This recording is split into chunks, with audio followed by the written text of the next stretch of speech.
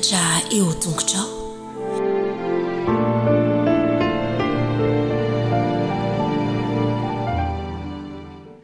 Ampifaliana indray le mpiara-mianatra namana isany no hiarabako anao amin'ity sabata ity. Sabata voalohan'ny taona manolotra ny fiarabanantsika rehetra natratra izao taona vaovao izao. Andriamanitra ane hitahany tsirairay avy ka tahaka ny tantanan'Andriamanitra ny fiainanao tamin'ny lasa no azahoanao antoka fa hombanao sy tantananao indray Andriamanitra amin'ity taona vaovao ity ka ho taona izay atonganao anao fanandramana eo akaikin'Andriamanitra kokoa noho ny tamin'ny lasa ane ity taona vaovao ity. Mirary soanao ary ny fiadanan'ny tompo ane tononona ho anao sy ny ankohonanao. Iaraka andinika indray ny lesona voalohany isika kanefa mialohan'izany dia andeha iaraka hivavaka. Andriamanitra rainay any an-danitro, ampifaliana no isaoranay ianao amin'ity maraina ity. Tafahoana indray zahay amin'ny alalan'izao fandinihana ny teninao izao. Mamondrafo aminay ary mamela ny helokay. Engane mba ho vita fihavanana aminao zahay ary hitahany mpiaino rehetra ane ianao. Ka ny teninao dia tsy andalo fotsiny aminay fa hitondra soa ho an'ny tsirairay avy. Ka ny fanenao masina mihitsy noako hitaridalana izao dinidinika izao aminaran'i Jesosy. Amen. Ny lohatenin'ny lesona nydiniantsika tamin'ny herinandro tamin'ity herinandro ity dia hoe tia tsy vozonana Andriamanitra. Ny andinina tao tadina moa dia amin'ny bokin'ny Hosea 4:20 ka ny andininy 5 izay manao hoe ho sitraniko ny fihodinany, ho tia tsy vozonanao fa efa niala taminy ny fahatezerako. Teny mampahery, teny feno fanantenana, teny mahafaly izany hoe ho sitranan'Andriamanitra ny fihodinantsika. Maneho fitiavan'Andriamanitra antsika izany. Ary zany tokoa ny votoaton'ny lesona tamin'ity herinandro ity maneho ny fitiavan'Andriamanitra. Izara roa ny dinidinikontsika androany. Dia ny voalohany dia ny hoe Andriamanitra tia tsy misy fepetra. Ohatra ny ahoana avy ny sary ny endriky ny fitiavan'Andriamanitra. Ary ny fizarana faharoa sady farany dia ny hoe ny asetriko izany fitiavan'Andriamanitra izany. Hitantsika tamin'ny dinidinikontsika tamin'ny lasa fa intelo i Petera no nandahan'i Jesosy.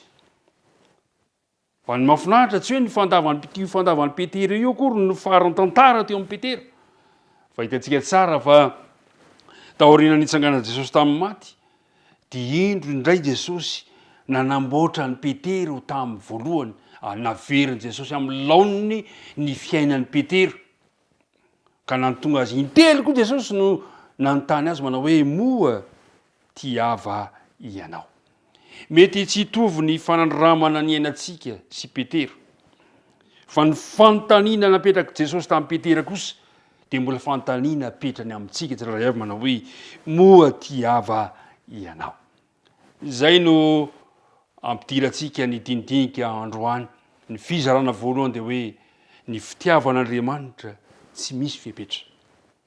Ry mpiara-mianatra namana isany, ny fitiavana tokoa no ivo ny fivavahana kristianina. Ny fitiavana no ivo ny toetra n'Andriamanitra. Ary ny fitiavana dia le Andriamanitra mihitsy ilay fitiavana. Andriamanitra dia fitiavana. Ary izay fitiavana izay no tiana mba hitoetra ao amin'ny fianakaviana tsirairay avy, ao amin'ny mpiara-mianatra rehetra raha miandoza ho taona izao. Eny Andriamanitra aza dia manome mihoatra noho izay antenaitsika ny amin'izay fitiavana izay.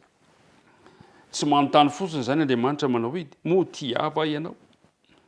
Fa izy no efa tiantsika ary tiantsika tsy vozonana Andriamanitra. Tia izy, tianao izy. Ao amin'ny bokin'ny Eksodosy ahitantsika tantara anankiray sary maneho izany fitiavan'Andriamanitra izany. Nampalahelo ny toezahatra ny tranga. Inona moa zahatra ny tranga? Tahaka ny hoe verimaina avokoa ny ezaka rehetrarehetra izay nataon'Andriamanitra tamin'ireto zanak'Israely reto. Ino reto zanak'Andriamanitra dia nafahan'Andriamanitra hivoaka tamin'ny tany Egypta, tamin'ny fanandevozana. Nitarainy izy ireo ary hitan'Andriamanitra ny fikomiana dia navoakany. Ary rehefa navoaka dia tonga teo amin'ny toerana anankiray teo am-pototry ny tendrombohitra Sinay. Nomen'Andriamanitra azy ny fandaminana, ny tokony atao amin'ny fiarahana amin'Andriamanitra. Kanjo nikomy tamin'Andriamanitra izy ireo. Ka nivavaka tamin'ny omby lahy kely volamena. Ao amin'ny Eksodosy 2:30 ka ny andininy faefatra dia zao no voalaza le ty andininy faefatra ary izy nalay azy tamin'ny tanan'ny olona dia namboatra azy tamin'ny fandraka ka nanao azy ombylahy kely anidina dia nitenyny olona ka nanao hoe ino Andriamanitra ao ry Israely izay nitondranao niakatra avy tany amin'ny tany Egipta zava-doza izany lasa ombylahy kely natao tanana no hiverina fa io no Andriamanitra nitondra ny ala avy tany amin'ny tany Egipta hitan'Andriamanitra izany hitan'Andriamanitra ny fahotana zanany hitan'Andriamanitra ny tsirambina atao sy ny ataonao tsy miafina amin'Andriamanitra izany dia hoy Jehovah tamin'ny Mosesy amin'ny andininy fafito mandehana midiny ianao fa hifananao ratsy ny olonao izay nentinao niakatra avy tany amin'ny tany Egipta napalahelo niara ireto vahoakan'Andriamanitra nikomy tamin'Andriamanitra eny fa nidina Mosesy ary indreto koa reto vahoaka marobe mikohaka amin'ity ombylahy volamena ity vokatra teo zavatra iny tezitra Mosesy nazerany tamin'ny tany ary potipotika ilay vato fisaka nirakitra le didy folo izay tian'Andriamanitra anaovana fandaminana tamin'izy ireo fa ny mahafinaritra nefa dia zao tsy mizahatavan'olon'Andriamanitra dia nangataka Mosesy mamindrafo aminy Andriamanitra mamindrafo amiko satria fantatra Mosesy fa ao ambaliko zao fikomina izao dia mety ho fahafatesana matsiravina satria fantatra Mosesy sara le teny manao hoe fa fahafatesana no tambiny ota ny talao ny fona tamin'Andriamanitra Mosesy ho an'izy ireo ary nangataka mihitsy aza Mosesy manao hoe vonoy ny anarako aleo za no faty fa reo olona ireo velomy tamin'izay fotoana izay dia hoy Jehovah amin'ny andininy fasivy folo amin'ny toko fahatelo amin'ny telopolo fa io kosa Jehovah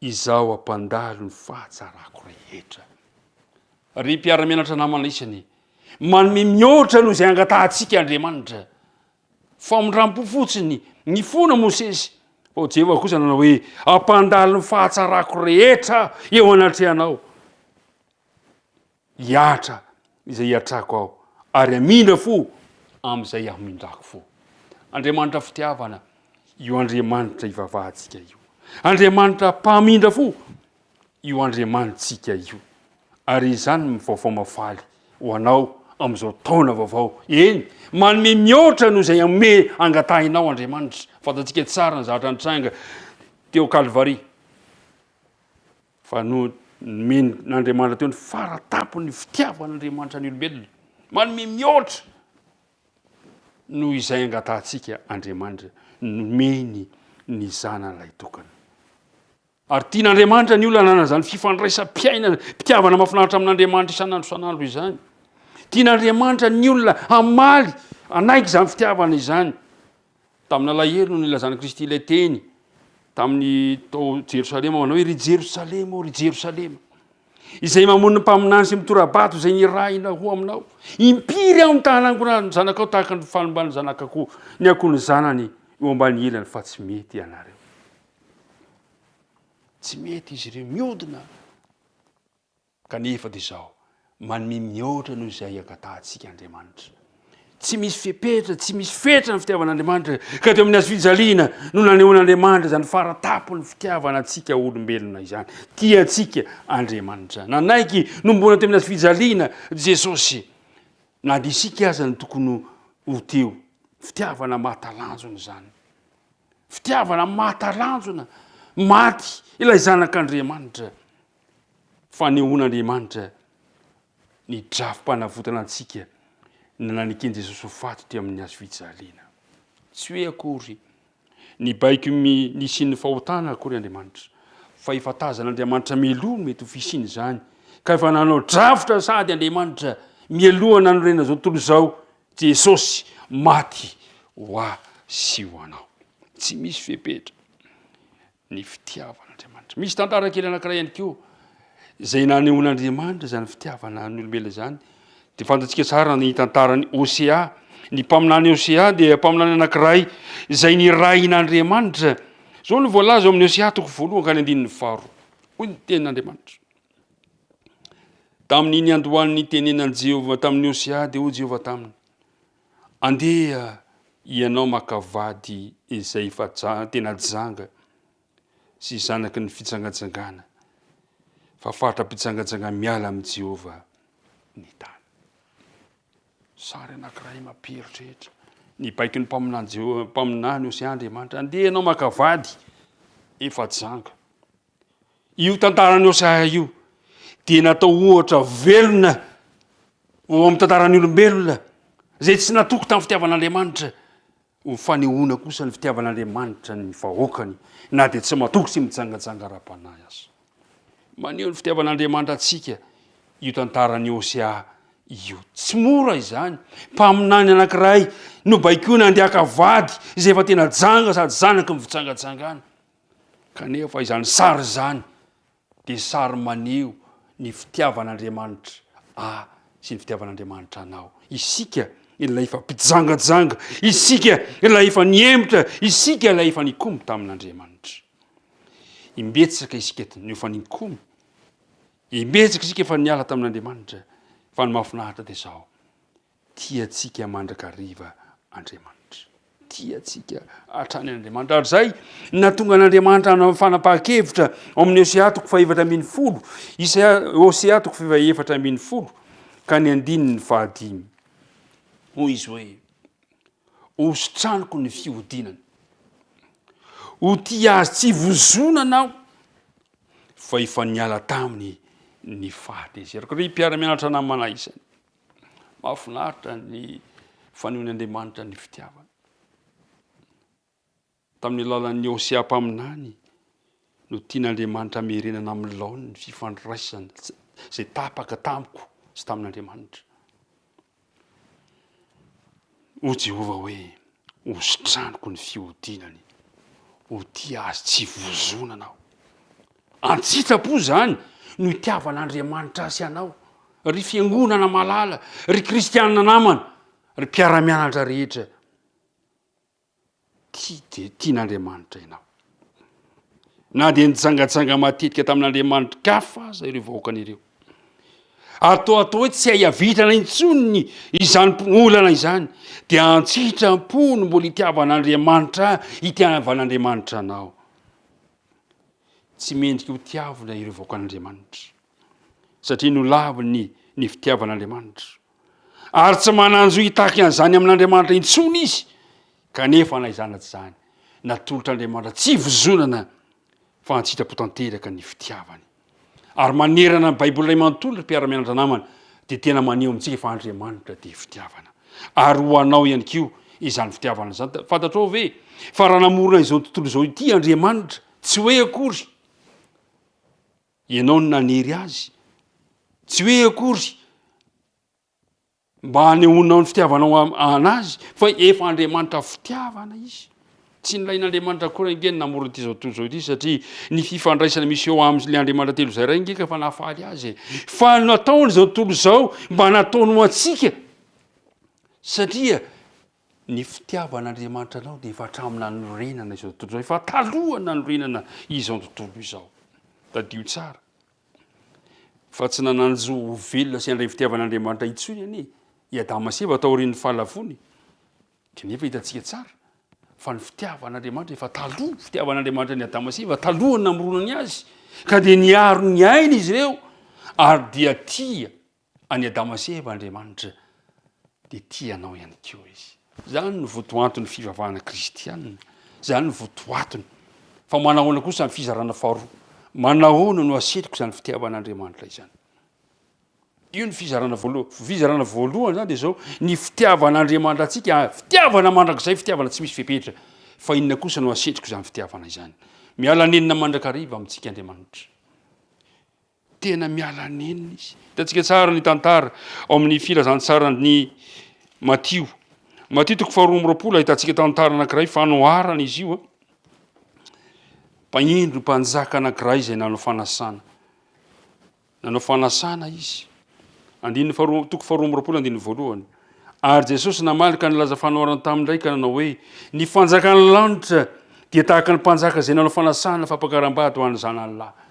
Mpanjaka anankiray nanao fanasana satria apakatra ny zanany lahy izy. Dia naniraka ny mpanompo izy manao endana, mandihana, asaony olona, asaony olona. ary voalaza fa tsy indray mandeha ny mpanjaka no naneraka ny mpanompo ny antso reo olona reo saingy ny valiny de zao tsy nahony izy ireo izany fanasana izany ry mpiara-mianatra namako isany efa nisy fanasana tonga taminao ve ka nolavinao efa nisy fanasana nomenanao ve ka no tsy niekenao ny alanenina ny mpanjaka ataovindray zavatra nisy aza de zao novonoany izy ireo mihitsy aza lay ny rahan'ny mpanjaka fivarany tonga ny fanasana indro tonga forony olona niditra atao amin'ny toerana ny mpanjaka nahita lehilahy anaka tsy nikanjo akanjo fitondra fampakaram-bady ka noroainy atao izy tsy nekena satria ny olona zay miditra anatin'ny fanasana de manaiky ny fandaminana rehetra ry mpiara-mianatra namana isany mbola miala nenina aminao Andriamanitra miala nenina amintsika Andriamanitra marina de zao azony olona rehetra ataony manaiky ny fanasana ataon'Andriamanitra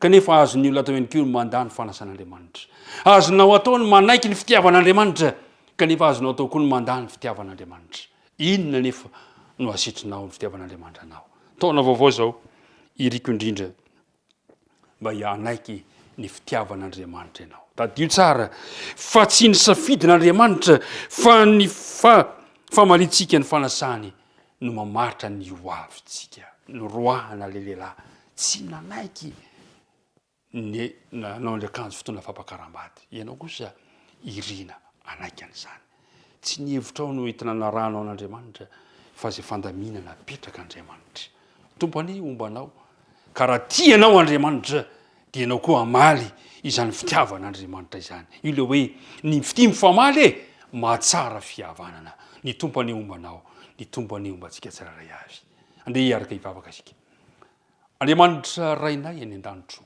misaotranao izahay no ny lesona voalohany zay nomenao anay ka nampafantaranao anay fa fitiavana ianao tianay ianao tia antsitrapo na de tsy mendrika azy izahay impirimpiry tokoa moa zay no tsy manaiky mamaly izany fitiavanao izany kanefa na izany aza de mbola manadio sy mianatra anay ihany ianao ary sitraninao ny fiodinanay apetraka ampelantananao ary tompo ny mpiara-mianatra rehetra apetraka ampelantananao ny momba anay io zany lesona zany mba hitondra soa ho anay ka hatonga anay samy amaly ny fitiavanao anay asehonay eo amin'ny fiainanay zany no amin'ny ara Jesosy nangatana ny vavaka amen